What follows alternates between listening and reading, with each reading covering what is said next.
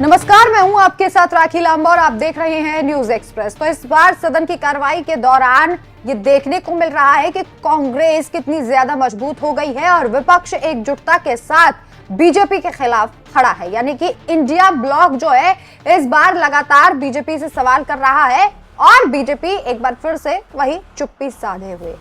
लेकिन इसी बीच अमित शाह, केंद्रीय गृह मंत्री, जो दिल्ली में हालातों को सुधारने में, जिनके हाथ में कानून व्यवस्था है, वहां पर दिल्ली में दंगे होते हैं, उन हालातों को सुधारने में तो नाकाम है उनकी पुलिस। लेकिन हाँ, सदन की कार्रवाई में बैठे रहते हैं, सुनते रहते हैं, बोलने का मौका मिलता है तो वही 370 पर बोल देते हैं, कश्मीर पर बोल देते हैं और फिर से चुप हो जाते हैं। मणिपुर के मामले पर नहीं बोलते हैं। खैर, ऐसा सियासी सयाने कह रहे हैं कि अमित शाह कहीं ना कहीं इस बात को जानते हैं कि सरकार की गलती है और इन्हीं सवालों से बचते हुए वो इन मुद्दों पर नहीं बोलते हैं, संभल के मुद्दे पर नहीं बोलते हैं।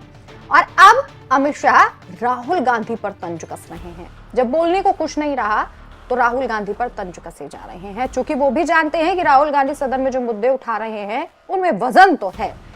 अडानी का मामला हो या संभल का मामला हो, अडानी के मामले को लेकर तो आप देख ही रहे हैं कि कांग्रेस अब से नहीं, बहुत समय से आवाज उठा रही है और सबूत भी पेश कर रही है, मोदी अडानी का फोटो भी दिखा रही है, लेकिन फिर भी बीजेपी चुप्पी साधे हुए है। अब जब कुछ नहीं मिला तो बीजेपी ने नई चाल चली और बीजेपी ने जॉर्ज सोरोस का मुद्दा उठा लिया, ओसीसीआरपी का मुद्दा उठा लिया ताकि कांग्रेस को घेरा जा सके। इसी बीच अमित शाह सवालों से बच रहे हैं और जवाब नहीं दे पा रहे तो राहुल गांधी पर ही बरस रहे हैं और ये कह रहे हैं कि राहुल गांधी जो सवाल लाते हैं वो अमेरिका से, विदेश दौरे से लाते हैं। सवाल कहीं से भी लाए जा रहे हो, लेकिन आपके पास जवाब क्या है, ये बड़ी बात है। जी हाँ, अमित शाह एक बार फिर से बौखला गए हैं और उन्होंने राहुल गांधी जो सवाल करते हैं सदन में अडानी के मामले को लेकर, ये कहा जा रहा है कि ये अडानी के मामले को लेकर ही उन्होंने कहा है कि राहुल गांधी विदेश जाते हैं और वहां से सवाल लाते हैं, उनका प्रेरणा स्रोत जो है वो विदेश है। क्या कहा है अमित शाह ने, आपको बताते हैं, इसके मायने भी आपको समझाएंगे। अमित शाह ने कहा, मुझे नहीं पता कि राहुल गांधी को हर बार प्रेरणा विदेश से मिलती है। इस देश में कैग है, विजिलेंस आयुक्त है, हाई कोर्ट और सुप्रीम कोर्ट है, लेकिन इनकी तरफ से कभी आरोप नहीं आते।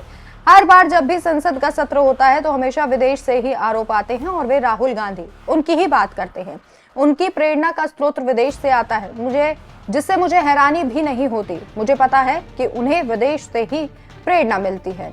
अब ये जो पूरा बयान है ये अडानी के मामले पर बताया जा रहा है, ऐसा सियासी सयानों का, जानकारों का कहना है। तमाम न्यूज़पेपर्स ने जो खबर छापी है उनके अनुसार ये अडानी के संदर्भ में माना जा रहा है, क्योंकि अडानी पर अमेरिका ने ही आरोप लगाए थे और कई मामलों को लेकर ये आरोप लगाए गए थे। अमेरिका सरकार के एक विभाग ने भारतीय उद्योगपति जो है गौतम अडानी और उनकी कंपनी के कई लोगों पर भारतीय सरकारी अधिकारियों को रिश्वत देने के आरोप लगाए थे और इस मुद्दे पर लगातार हंगामा हो रहा है। सत्र में भी इस मुद्दे को लेकर जो है कांग्रेस है वो चर्चा की मांग पर अड़ी हुई है। वहीं जब बीजेपी को कुछ नहीं मिला तो बीजेपी ने ओसीसीआरपी का मुद्दा उठाया और ओसीसीआरपी के मुद्दे से कांग्रेस को घेरने की कोशिश की।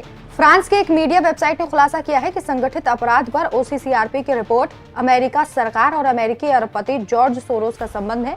भाजपा का आरोप है कि गांधी परिवार के कई ट्रस्ट को जॉर्ज सोरोस की ओपन फाउंडेशन द्वारा फंडिंग की गई। भाजपा ने गंभीर आरोप लगाते हुए कहा है कि राहुल गांधी भी भारत को अस्थिर करने वाले ट्रायंगल जॉर्ज सोरोस, अमेरिका और ओसीसीआरपी का हिस्सा है।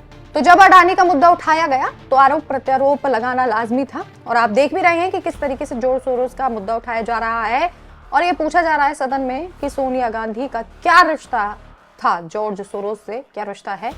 और इसके अलावा आपको ये भी बता दें कि ये भी बीजेपी की तरफ से एक पूर्व सांसद ने कहा था हाल ही में कि बीजेपी ने जो है वो जॉर्ज सोरोस और सोनिया गांधी के अपवित्र रिश्ते का खुलासा किया है। खैर, इस तरीके की भाषा बीजेपी के कई नेताओं के मुंह से सुनने को मिलती है, कोई नई बात नहीं है।